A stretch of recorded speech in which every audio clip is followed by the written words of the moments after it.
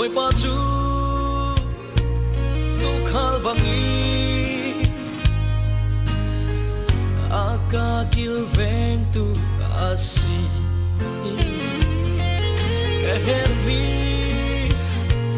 vial te kha ka pe ram khring la ka bo ter din hun ti ponga akarwai tha sang thar kha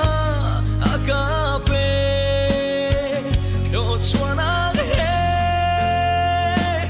a thu big mi mui na khor kwang chu na ka paning lo oi pa sai man ka ti lai lo nang ma ni na ka umpi am ban bi lama ta hoi na chiang chun le na tan bo ni ka na nam te ka ra nam mai ka ro ka na ka na ka lu a chip ti na ka doi I ka hai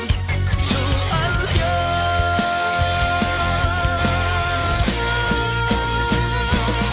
a thu big mi mui na khor kung chu na ka paning lo oi pa sai man ka chi lai lo nang ma ni na ka upi am ma mi lam ma ta shuai na chiang chu le na tan do ni a thu pi mi mui na khor kung chu na ka paning lo oi pa sai man ka chi lai lo nang ma ni na ka upi ma mi lam ma ta shuai na chiang chu le na tan do ni ka na ngam te na chiang chun le na tan bo ni ka na ngam te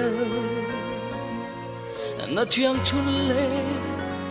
na tan bo ni ka na ngam te